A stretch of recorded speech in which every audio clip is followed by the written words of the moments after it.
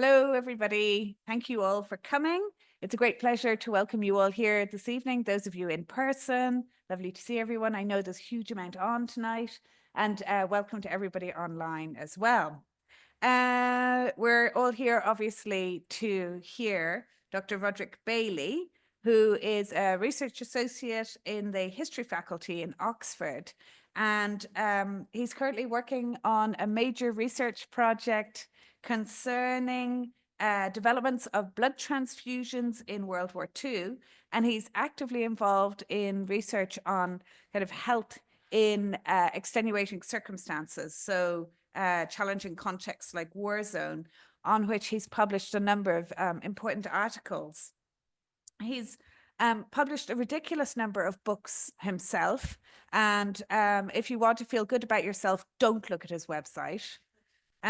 He's a number of books, particularly on the Special Operations Executive during World War II in Italy and in Albania, which was based on his PhD work originally, I think. And also he had a major role in the book on Paddy Lee Fermer's role in the SOE operations to kidnap General Creepy or General Cripey at Knossos when the Germans had occupied the Knossos Research Center.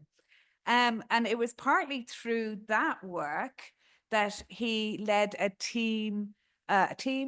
I don't know if Amalia and Hannah and other people could call themselves a team of sorts, but they raced through the mountains of Crete trying to find the journey through Amalia. Amalia and Hannah are making all sorts of signals at you from the back, just in case you couldn't see.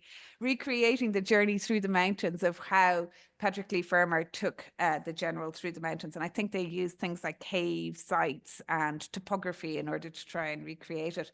This has become myth and legend throughout the BSA, swiftly followed by, oh, R.Bailey, he's so nice. And he's done a huge amount with the BSA.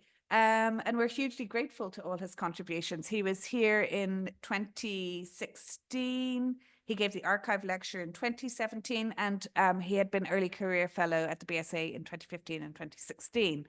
He narrowly escaped being chair of CSAL, but there's plenty of time for that in the near future too. He is currently here as part of a collaboration between Oxford and in particular funded through the Torch, Torch at Oxford, to work on archival material at the BSA. And it's part of a kind of a project of love, maybe in a way, where he's looking at material concerning the Anglo-American protection or even perceptions of Jewish heritage during or following World War II, and the job that they were tasked with as part of the kind of broader Monuments Men and Women Act of that time. And he has been looking in the BSA archive and trying to find some of the material to continue his research in that area. And I think you're going up to Thessaloniki as well, are you? Yeah. And we have also noted the remarkable similarity between Rod and this dude on the slide here. And so we've also established that he has time traveling as a skill as well. Huge thanks to you, Rod, for being at the BSA and for letting us meet the man behind the myth and legend of the trips through Crete as well. Thank you very much.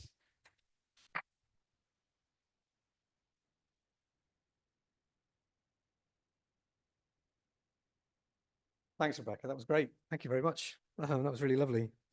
Okay, I'm just going to set my clock here, so I've got some vague idea of how long this is going to take. Okay, thanks very much for coming along, everyone.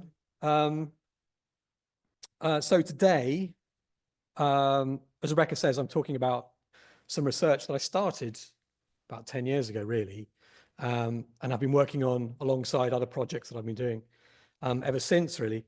And this is part of it.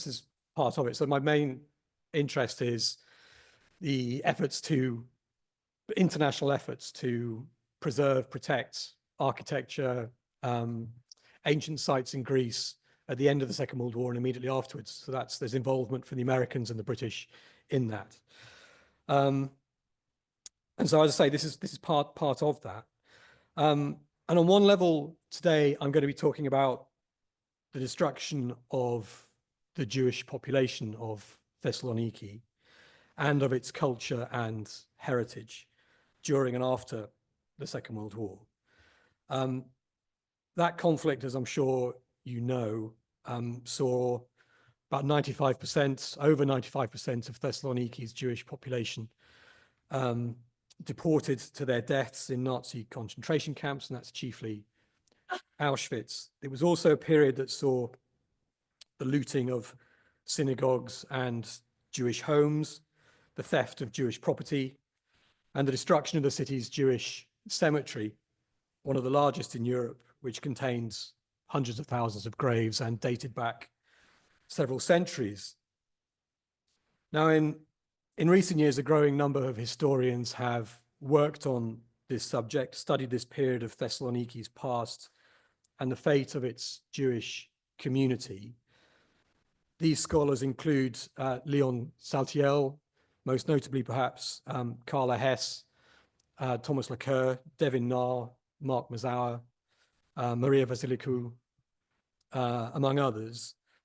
And their own work covers a wide range of subjects, really, ranging from the relationships between the Jewish community and the Greek and Christian communities in Thessaloniki, the theft and appropriation of Jewish property, the participation of Greek authorities in the appropriation of the cemetery in Thessaloniki, the Jewish cemetery, and of course the impact on survivors of the destruction of memory and Jewish presence in Thessaloniki.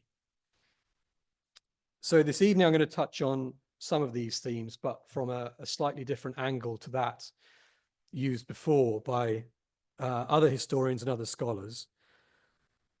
Specifically, this is about the significance of Jewish heritage in Thessaloniki as it was perceived in the 1940s by some American and British scholars, including archaeologists and art historians, and specifically a set of scholars who were given two tasks.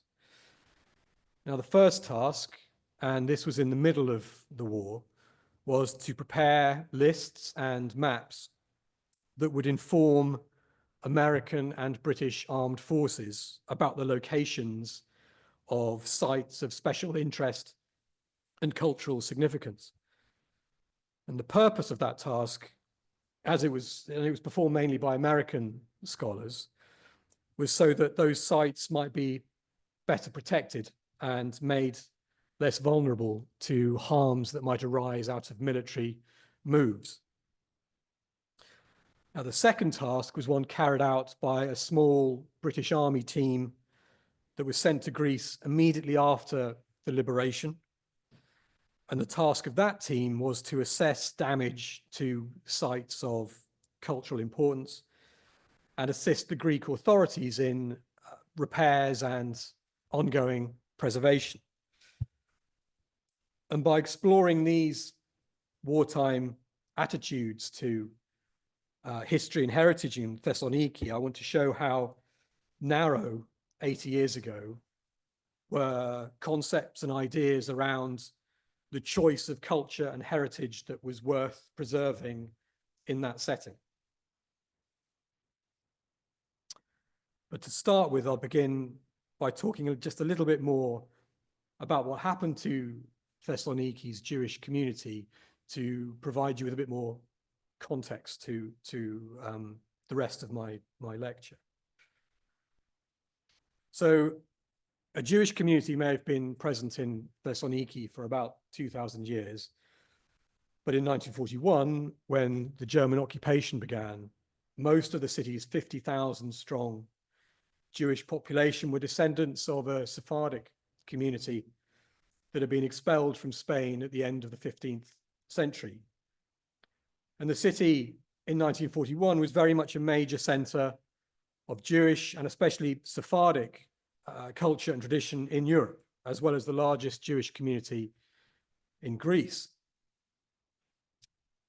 Now, the persecution of that population by the Germans and their collaborators began with acts of physical abuse, forced labor, and the seizure of some Jewish businesses and property. How do I move this one on? I got a clicker. Have I? Oh, is it the right click? Okay. Did you do that one? Yeah. Okay. So this image was taken in July 1942, when 8,500 Jewish men from the city were summoned to the center to register for forced labor. Now, these early measures were followed by increased incidences of looting of synagogues and libraries, and by the appropriation of the city's Jewish cemetery. Now, the first weeks of 1943 saw these measures intensify in both extent and severity. Many more properties, businesses, and goods were requisitioned and confiscated. Curfews were introduced. Every member of the Jewish community aged 5 years or older was forced to wear the yellow star. A ghetto was created to which Jews were quickly confined. They were banned from public transport, banned from local societies and city guilds. They were forbidden to use radios, telephones. They were instructed to convert any remaining property that they had into cash, and then that sum was supposed to be banked collectively, and hostages were taken to ensure that that was done. And then in March 1943, the first deportations began, and these continued at intervals for the next 5 months. In that time, thousands of men, women, and children were put into wagons at the main train station and transported north. And the final destination for most of them was Auschwitz. And in all, approximately 96% of those who were deported were murdered, and that's over 46,000 people.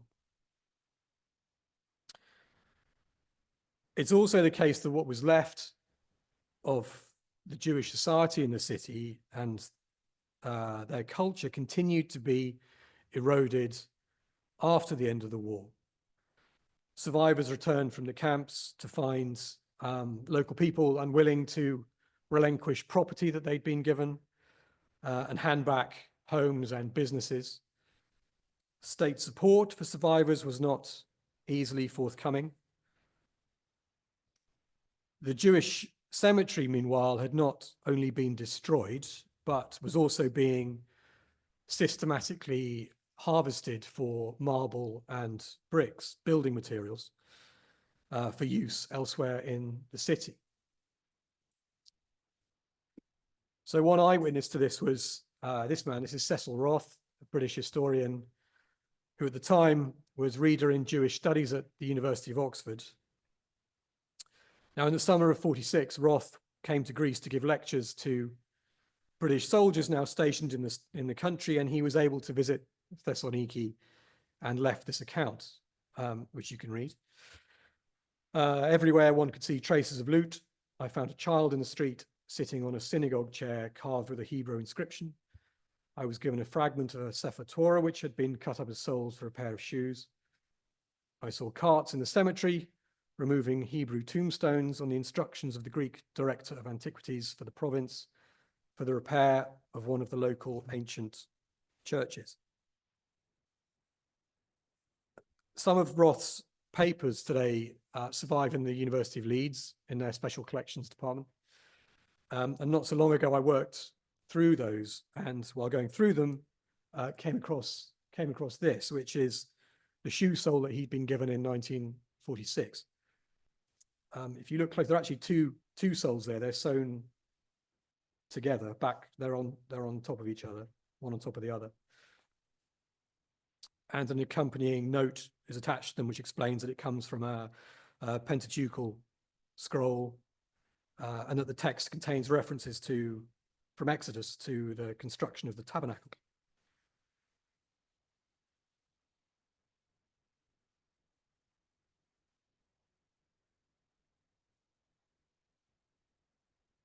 It's important to say a little bit more about the fate of the city's Jewish cemetery, seen here still untouched in 1939.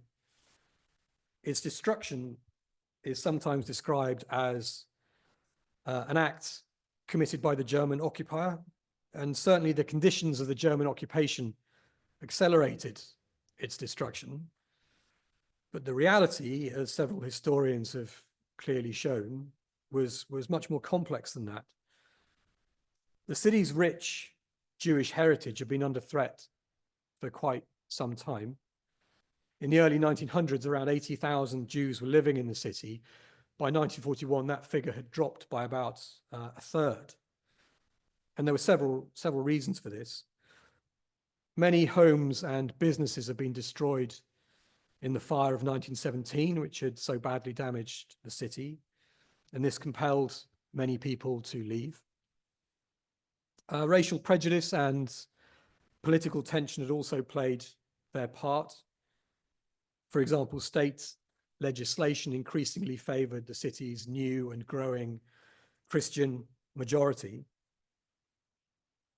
Demographic changes and economic pressures, as well as plans for rebuilding and expanding the city after the fire, had also seen a scheme tabled in the 1930s for the Jewish cemetery to be moved. And in 1941, always eager to exploit and take advantage of tensions of this sort, the German occupiers readily oversaw the appropriation of the cemetery.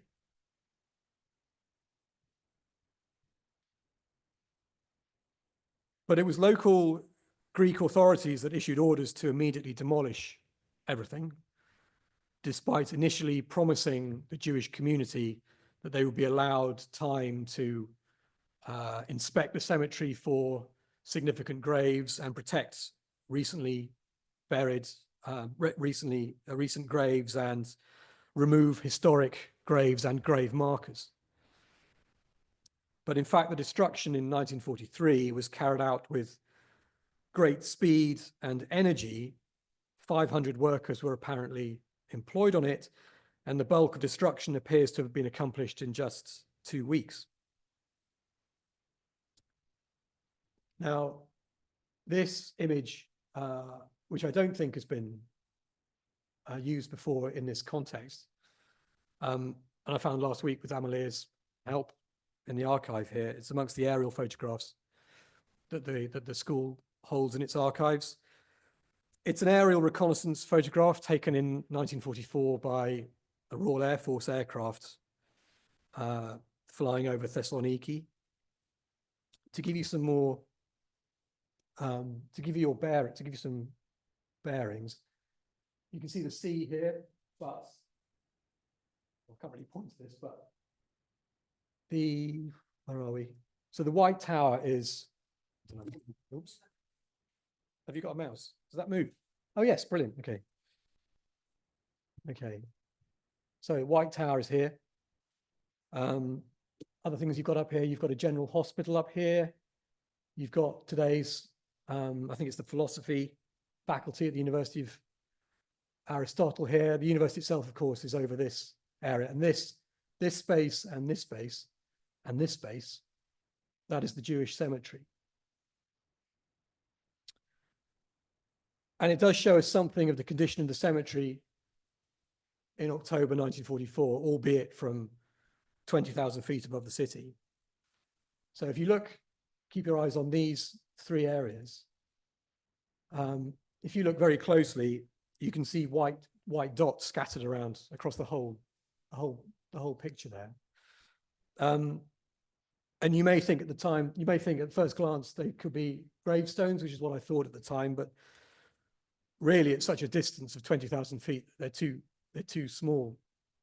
Well, they're too big for that.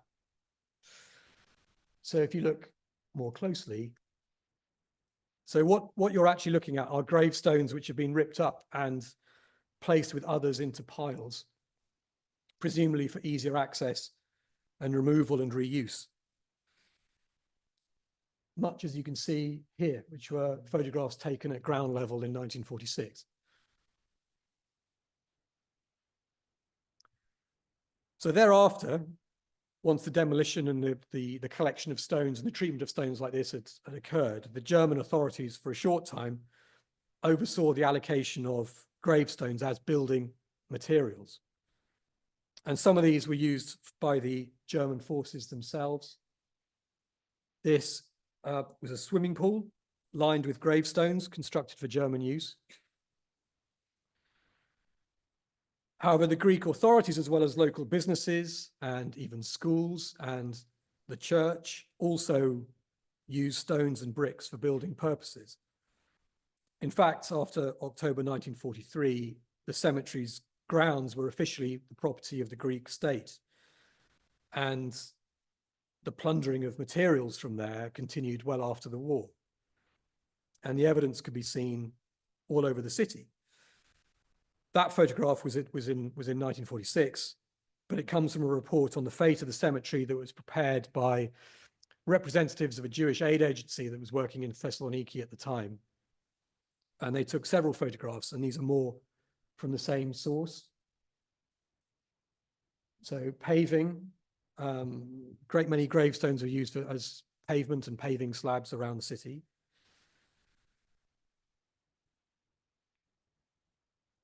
But many were also used as materials for repairs and restorations to public buildings and to churches, and perhaps most notably in the reconstruction of St. Demetrios, the city's largest church, which had been ruined in the 1917 fire. Now, overseeing the work on that church was the ephor, Stylianos Pelekinides, who was the representative of the archaeological service there. And in 1946, when Cecil Roth was in the city and confronted him about the ongoing use of Jewish tombstones, Pelekinides, who had admitted that he had no knowledge of Jewish heritage or archaeology, dismissed any objections on the following grounds. So firstly, the Jewish community had neglected to follow the service's advice, the archaeological service's advice, on the eve of the deportations, so just before the deportations, to indicate headstones of historic value. Secondly, that reusing gravestones for reconstructing a place of worship was better than using them for paving. Thirdly, that centuries earlier, the Jews had reused headstones that had been originally former Christian gravestones. Fourthly, there was a shortage of marble in the city, as local quarries had been interrupted by the war. And finally, under an old Turkish law, Jews had no claim to the cemetery because they were no longer using it. Now, soon after this, a Jewish relief agency approached the British school, and I believe the American school as well, to alert them to this and ask for their assistance in stopping it, and inquiries were duly made. But both schools appear to have received assurances from the Greek authorities that the matter was in hand and that the destruction had stopped. But 2 years later, a student here at the British school, Brian Shefton, visited Thessaloniki and found the same practices continuing. So in March 1948, this is 3 years after the end of the war, he wrote this: great collections of intact tombstones are piled up in various centres ready for use as building material.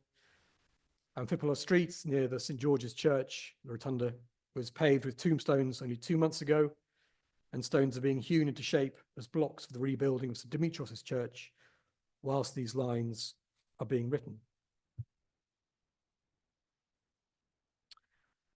Okay, so how did American and British scholars of the history and heritage of Greece perceive the importance of protecting Jewish heritage and culture in Thessaloniki at around this time?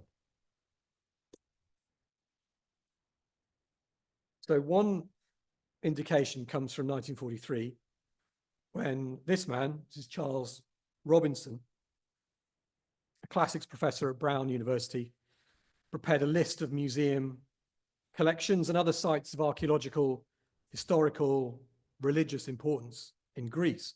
Now, he'd been commissioned to do this by a body called the American Defense Harvard Group, and this had been set up by Harvard University staff and others who felt that something had to be done to protect cultural sites in Europe, seemingly threatened by the war that was then raging. Now, their idea was that experts on the history and culture of particular countries, art historians, architectural historians, classicists, classical archaeologists, would be able to identify sites that they considered important. And then lists with these details would be compiled and then issued to Allied forces to alert them to locations to be protected or avoided or spared so far as was possible. And in this way, it was hoped that the risk of inflicting unnecessary harm was reduced. Now, these lists had to be compatible with military need. Therefore, they had to be short. And if too long, there was a feeling that they could potentially undermine moves on the battlefield or even put lives at risk. And it's also the case that these lists were concerned exclusively with tangible heritage, so buildings, monuments, and other physical historic places. They were not concerned with intangible heritage as we understand it today, which we might define as customs, ways of life, folklore, oral tradition, skills, and crafts. And nor were the lists and those preparing them concerned about diversity. So Robinson's list covered the whole of Greece, and in its introduction, he wrote this, as you can see, is his explanation for his choices. As he writes, the material of artistic and cultural importance in Greece falls into two main groups. Since the Greek Orthodox faith, its churches and monasteries, priests and monks, is the most vital force in the life of the people, the ecclesiastical monuments are the first group. The other main category of monuments consists of the remains of antiquity. The Greeks loved the ruins for their own sake and also because they serve as reminders of their own racial past. Now, Robinson also offered what he called economic reasons, and he meant the tourist industry, really, for protecting ruins and sites of all kinds. He also conceded that his list covered only a few representative examples and was by no means complete. And when you consider his list for Thessaloniki, its limits are certainly striking. So he actually drew up two lists, a short one and a longer one. Both were apparently prepared with the assistance of David Moore Robinson, who was a classical archaeologist at Johns Hopkins. This is the short list. The transcription is on the right.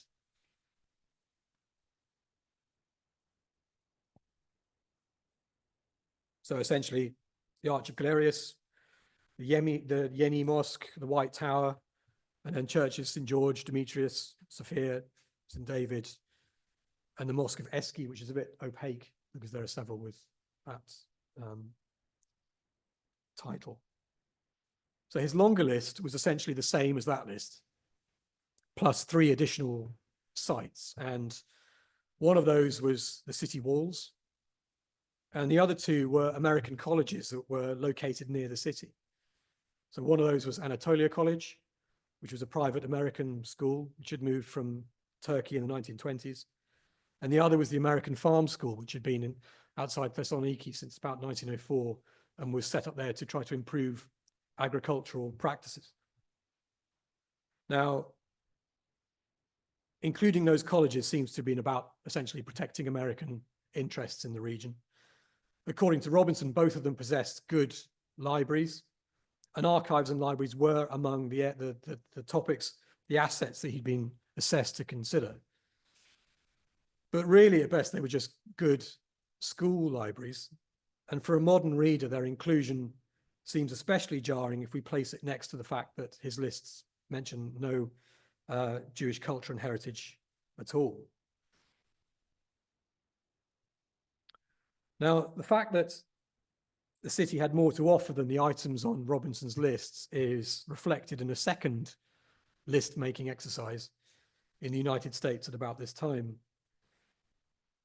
So once again, it was an effort to prioritize for protection cultural sites in countries affected and threatened by war. This time, though, it was in the hands of a New York-based organization, the American Council of Learned Societies, which was chaired, incidentally, by William Bell Dinsmore. And its principal products were maps, which showed the relevant sites. These maps were accompanied by their own lists with asterisks used to indicate a hierarchy of perceived importance. So this is the map for Thessaloniki with its accompanying list on the left.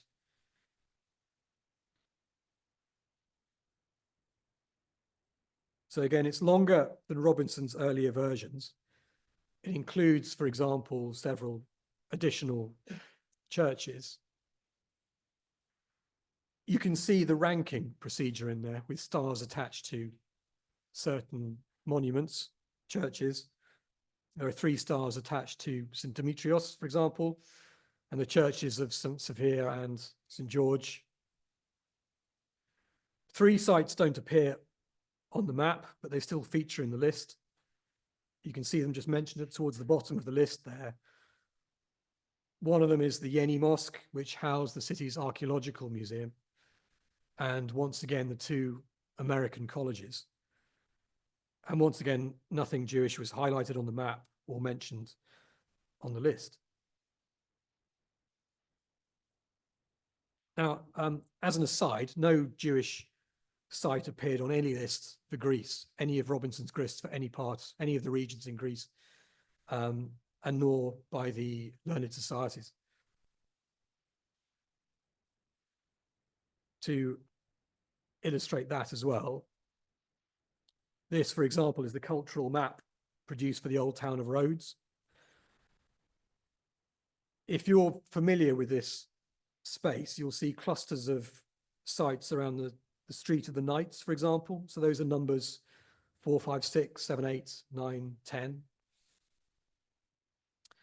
Now, over in the east, number 18, if you can see that, that's the Hospice of St. Catherine, which was built in the 1390s.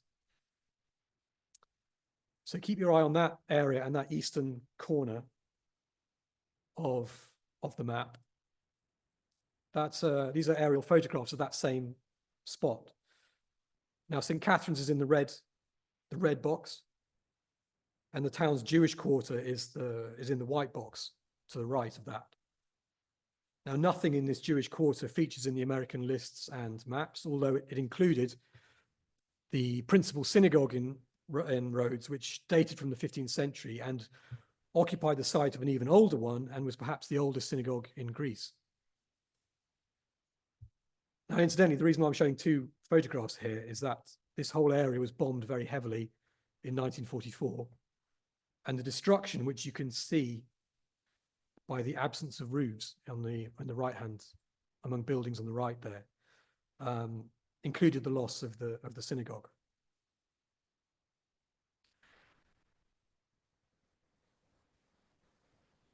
In this context, actually, it's worth stressing that this practice of list making and of drawing up inventories, lists of buildings and other artifacts, it was a new and untested approach to protecting cultural heritage. It was also pioneering. This was the first time anything like this had been done.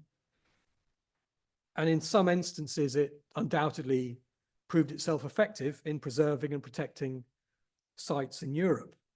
In fact, the maps in particular were routinely consulted when briefing air crews who were tasked with bombing and selecting and bombing targets across Europe. But as several scholars have shown, notably Lucia Allais, who's an architectural historian interested in past efforts to protect monuments in times of conflict, these lists, as well as limited in scope, were extremely subjective. They're always shaped and skewed by the knowledge and interests of the individuals commissioned to produce them, and also by personal and disciplinary ideas of what constituted value and representation. These weaknesses were appreciated at the time, and for some who prepared these lists and were aware of their limitations, they could be a source of acute anxiety. A few scholars, in fact, feared that by ranking and prioritizing the value of particular sites, they were essentially legitimizing destruction, because by not flagging areas that were important, you were essentially legitimizing them as potential targets or the areas around them.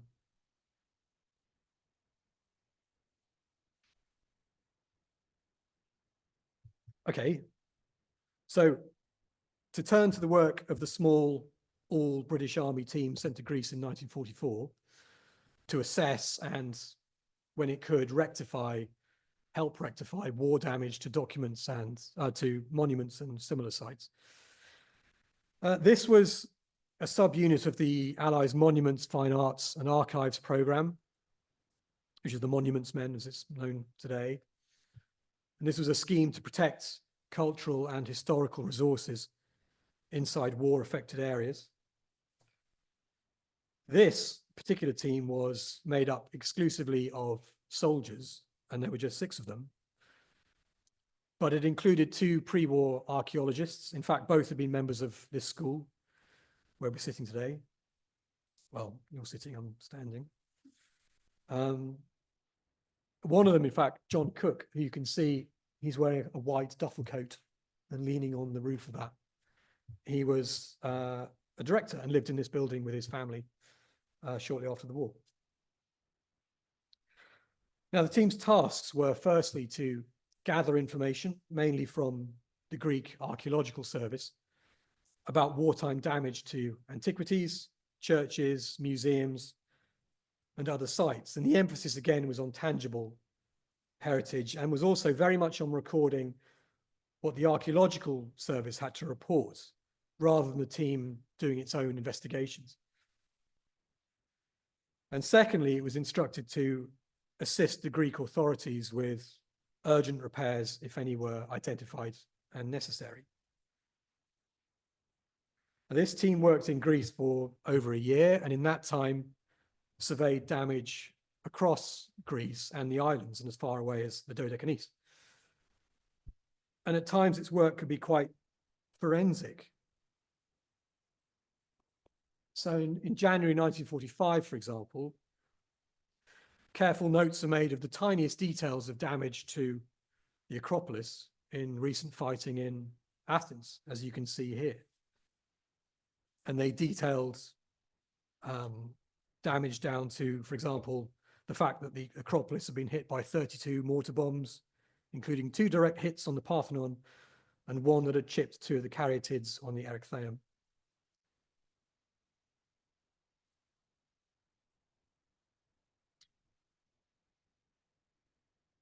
Now, as far as Thessaloniki was concerned, the British Army, when its frontline troops entered the city after the Germans left it, was soon aware of what had happened to its Jewish community. In fact, it was known already that the population had been deported.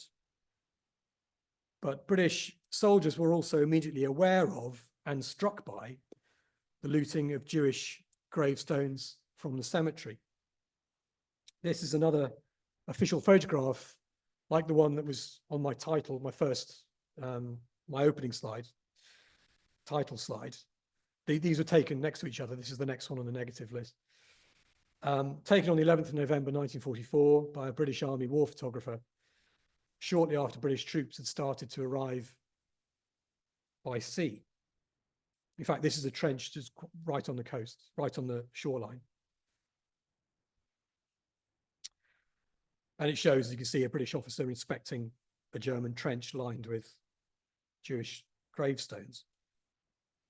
But when it came to officially recording cases of damage to artifacts and heritage in the city, we see once again Jewish society overlooked. These details effectively comprise, actually, I'll go back one. Can I go back one? Got it. Okay, so these details, these effectively comprise everything that the British learned from the Greek Archaeological Service on losses and damage in Thessaloniki. In brief, they relate to a marble statue unearthed by German soldiers in 1944 and taken away to Austria. This, incidentally, is the statue now known as the Irakliotisса, rather, which is now on display in Thessaloniki's Archaeological Museum. There's also a report of 2 graves found in the grounds of a factory and a report of an unauthorized German excavation. Now, in April 1945, one of the British team's own officers then went to Thessaloniki for himself and then reported back. And here again, in his reports, no mention is made of the Jewish community. Instead, as you'll see here, this officer reported 300 holes carved into the city's walls as air raid shelters, plus some German modifications to the battlements. This was to make them into fire positions, plus some minor bomb damage to 2 churches and the Arch of Galerius. And he also reported that he'd helped with repairs to the arch by providing 40 bags of cement. And finally, when the team came to make and publish its final report covering all of its work in Greece, again, there was no mention of anything Jewish. In fact, only in a separate but related article is there any reference to Jewish heritage or culture. Now, the author of this was Tom Dunbabin, who was the archaeologist who'd commanded that British team for most of 1945. His article was a survey of finds unearthed in Greece during the war, and he wrote it not long after he'd returned to academia. And in a single sentence, Dunbabin observed 2 things. Firstly, that several fragments of Roman sarcophagi, stone coffins with carved inscriptions, had come to light during the destruction of the cemetery. And his second observation was that these had been reused as Jewish gravestones in the late Middle Ages. It's also worth noting that the Greek Archaeological Service sponsored 2 articles, published articles around the same time, on inscriptions found on gravestones being removed from the cemetery. One was about Latin inscriptions and the other was about Greek inscriptions. No effort was apparently made to study or preserve Hebrew inscriptions, despite the fact that many hundreds of them were hundreds of years old, and considered by Jewish scholars to have historical importance.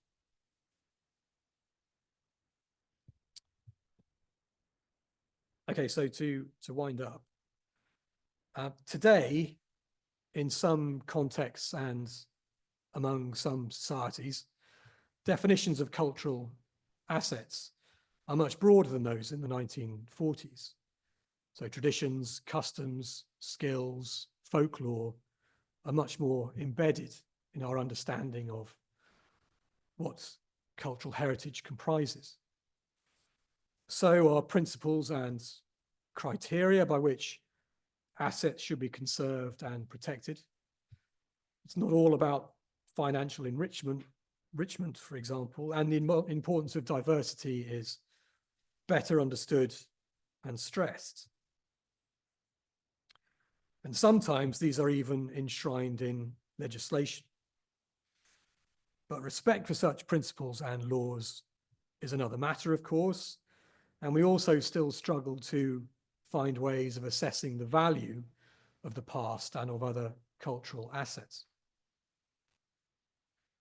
But in the case of Thessaloniki's Jewish community, Cecil Roth, the Oxford historian who had visited the city in 1946, was clear-eyed on what had been lost. Again, this is him writing shortly afterwards. The greatest center of Sephardic Jewry, with its synagogues and academies, its rabbis and its teachers, its newspapers and its printing presses, and some scholars of distinction, a happy hunting ground for Spanish philologists and scholars, anxious to trace in the speech of the descendants of the exiles of 1492 the authentic accent and folklore of 15th century Castile, and the old folk still paraded along the quayside on a Sabbath afternoon in medieval Spanish costume. It is not only a community that has been annihilated, but also a way of life. That annihilation can speak to other narratives, of course, the effects in Greece of Nazi ideology and occupation, the pre-war existence in Thessaloniki of racial tension, political tension, demographic change, the readiness of Greek officials and others to accelerate and exploit the destruction of the city's cemetery, as well as attitudes generally towards the dead and their commemoration.